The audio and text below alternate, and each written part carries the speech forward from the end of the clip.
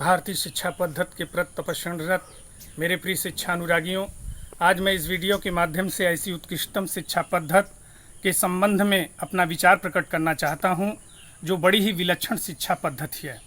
यह एक ऐसी शिक्षा पद्धति है जो हमें भौतिक रूप से तो समृद्ध करती ही है, साथ ही साथ आध्यात्मिक रूप से भी समृद्ध करती है। यह एक ऐसी शिक्षा पद्धति है जो हमें भौतिकता और आध्यात्मिकता के समन्वित स्वरूप को प्रदान करती है। प्राचीन काल में इसी प्रकार की शिक्षा पद्धति को आत्मसात किया जाता था, जिसके बल पर भारत विश्व गुरु के पद पर प्रतिष्ठित था, अर्थात समस्त विश्व के लिए शिक्षा का प्रमुखतम केंद्र बिंदु बन चुका था। जिस प्रकार आज हम उच्च स्तरीय शिक्षा प्राप्त करने के लिए विश्व के अन्य राष्ट्रों की धरा पर जाया करते हैं, उसी प्रकार उस काल में विश्व के अन्य राष्ट्रों के लोग उच्च स्तरीय शिक्षा प्राप्त करने के लिए भारत की धरा पर आया करते थे। अर्थात ये कितने गौरव की बात है। कहने की भावाभिव्यक्ति ये है, आस्था और चिंतन की अवच्छिन्न कड़ी में देखा जाए तो निश्चित रूपेण यदि यही शिक्षा अद्यांत भी निरंतरता को प्राप्त रही होती तो आज हमें अन्यत्र शिक्षा प्राप्त करने के लिए न जाना पड़ता।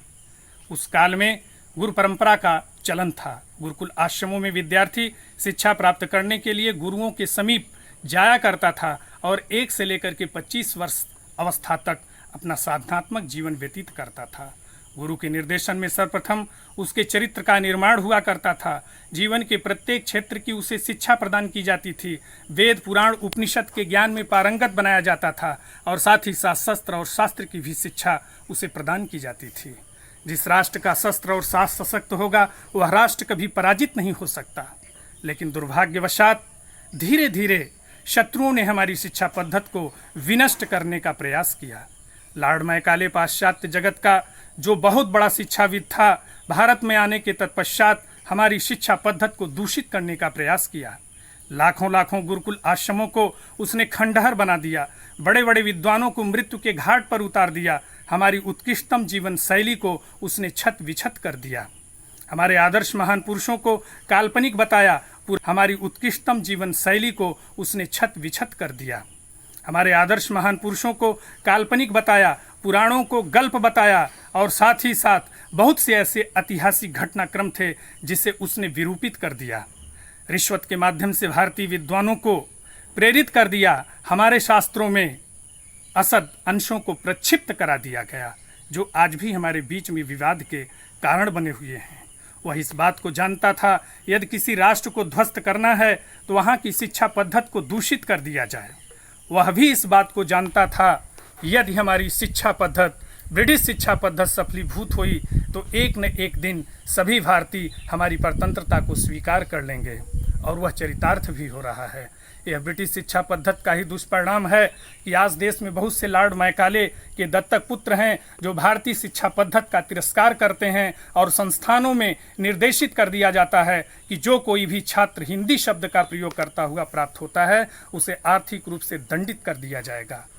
मेरे प्रिय शिक्षानुरागियों, कितनी हृदयास्पद वेदना की बात है।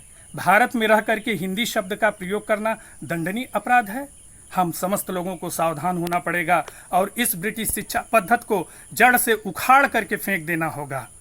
लॉर्ड मैकाले ने अपनी शिक्षा पद्धति के माध्यम से समस्त भारतीयों को अफीम की नशा दिया है, जिस नशे के मद में सभी भारतीय मदोन्मत्त हो चुके हैं।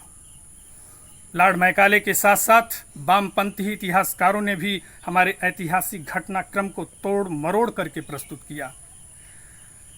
राणा प्रताप सिंह, जिन्होंने अपने जीवन को मातृभूमि के लिए समर्पित कर दिया, अरावली की उत्पत्तिकाओं में छूथा भाषा को शांत करने के लिए घास की रोटी तक नहीं प्राप्त कर सके, अर्थात वो भी बिल्ली लेकर के चली गई। सभी परिवार भूख से बिलबिलाते रहे। ऐसे महान पुरुष को महान नहीं कहा गया। मीना बाजार लगवाने वाले अकबर को महान कहा गया। आज हमारे पाठ्यक्रमों से राणा प्रताप जी, शिवाजी की गौरव गाथा को समाप्त कर दिया गया। बहुत से ऐसे दृष्टांत हैं जो हमारे लिए हृदय विदारक बन चुके हैं।